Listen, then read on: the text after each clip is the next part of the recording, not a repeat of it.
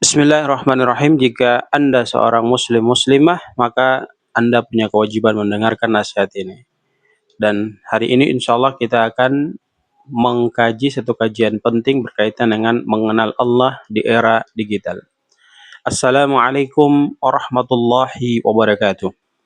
Alhamdulillah, segala puji bagi Allah, Zat yang telah memberikan kita nikmat iman, nikmat Islam, dan nikmat kesehatan.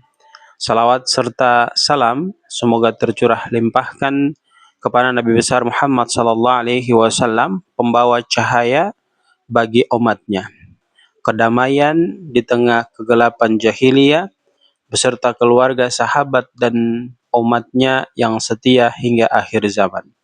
Hadirin yang dimuliakan Allah Subhanahu wa taala. Kita hidup di zaman yang sifatnya unik. Zaman di mana informasi bisa kita dapatkan hanya dalam hitungan detik.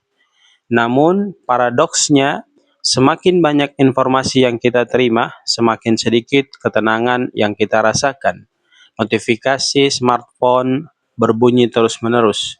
Berita buruk silih berganti. Dan tuntunan untuk selalu terhubung membuat hati kita seringkali merasa kosong, cemas, dan lelah. Pertanyaan besarnya hari ini, di tengah kebisingan dunia digital, bagaimana kita bisa tetap mendengar bisikan hati dan merasakan kehadiran Allah Subhanahu wa taala? Saudaraku, rasa gelisah yang kita alami tentu banyak dialami manusia modern, seringkali bukan karena kurang tidur, melainkan karena kurang koneksi dengan Sang Penciptanya, yaitu Allah Subhanahu wa taala. Allah Subhanahu wa taala berfirman pada Quran surat Ar-Ra'd ayat ke-28, "Ala bidzikrillahi tatma'innul qulub." Ingatlah, hanya dengan mengingat Allah Subhanahu wa taala hati akan menjadi tentram. Perhatikan kata hanya, artinya tidak ada obat yang lain setara kecuali dengan mengingat Allah Subhanahu wa taala. Kita sering mencoba menenangkan hati kita dengan scroll media sosial, menonton hiburan, bahkan belanja online. Itu mungkin memberi hiburan sesaat, tapi tidak memberikan ketenangan abadi. Di era digital, hati kita seperti gelas yang terus diisi air keruh tanpa pernah dikosongkan. Akibatnya, tidak ada ruangan bagi cahaya iman untuk masuk pada diri kita. Kita sibuk melihat layar, tapi lupa melihat langit. Kita sibuk mencari validasi dari like, tapi lupa mencari ridha Allah Subhanahu wa taala sebagai sang khalik kita. Lalu apa yang harus kita lakukan? Apakah kita membuang smartphone kita, lalu kita hidup di goa? Tentu tidak. Islam adalah agama yang praktis. Kuncinya bukan pada meninggalkan teknologi, tetapi pada mengelola niat dan waktu kita. Ada dua langkah sederhana yang bisa kita praktek mulai hari ini. Yang pertama, jadikan teknologi sebagai alat, bukan tuan bagi diri kita. Sadari bahwa smartphone adalah alat bantu ibadah dan pekerjaan, bukan sumber kebahagiaan. Sebelum membuka aplikasi, tanyakan pada diri kita sendiri, apa tujuan kita membuka aplikasi tersebut? Jika tujuannya jelas dan memberikan manfaat kepada diri kita untuk bekerja dan lain sebagainya, lakukan dengan secepat mungkin. Jika tujuannya hanya iseng, segera sadari dan berhenti. Ini adalah bentuk mujahadah atau bersungguh-sungguh melawan hawa nafsu di era modern ini. Yang kedua, ciptakan ruang sunyi bersama Allah Subhanahu wa taala. Artinya luangkan waktu minimal 10 sampai 15 menit dalam sehari untuk benar-benar offline. Matikan notifikasi, letakkan handphone di ruang lain, gunakan waktu ini untuk tafakkur, merenung ciptaan Allah, lihatlah langit, tanaman, atau bahkan nafas Anda sendiri. Sadari betapa maha kuasanya Allah yang mengatur semua ini tanpa error. Munajat, berbicara pada Allah dengan bahasa sendiri, curhatlah, katakanlah, ya Allah, aku lelah dengan kebisingan dunia, maka tenangkan hatiku. Rasul sallallahu alaihi wasallam sering menyendiri di Gua Hira sebelum turun wahyu. Beliau membutuhkan keheningan untuk bertemu dengan Allah Subhanahu wa taala. Kita pun butuh keheningan meski hanya sebentar untuk mengisi ulang baterai spiritual kita.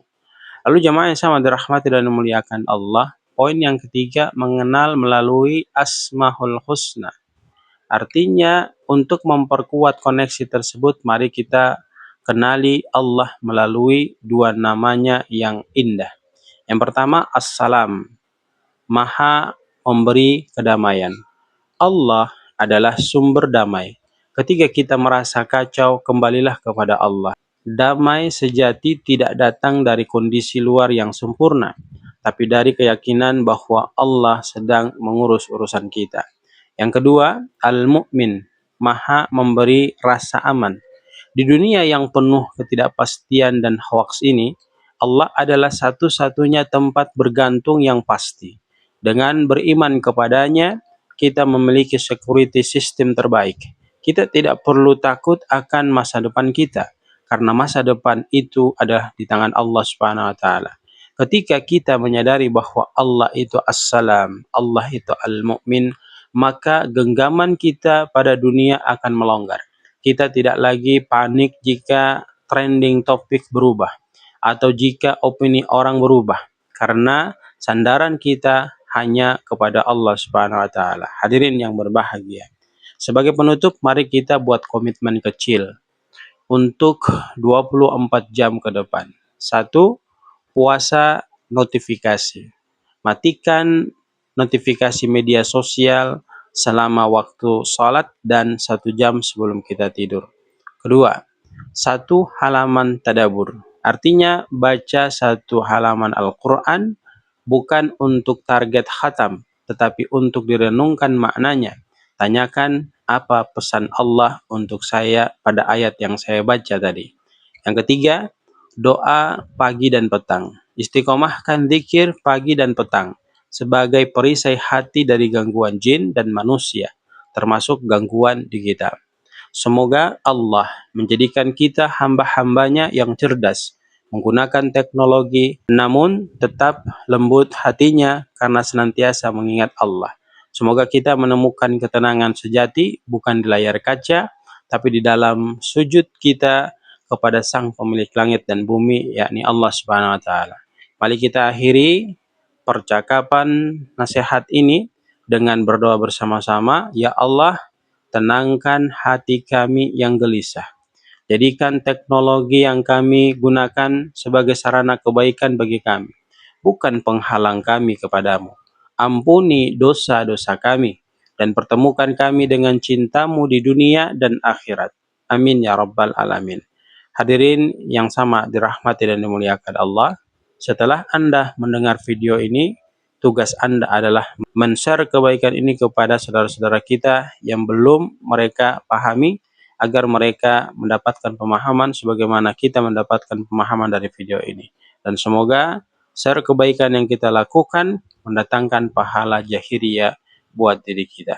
Barakallahu fikum.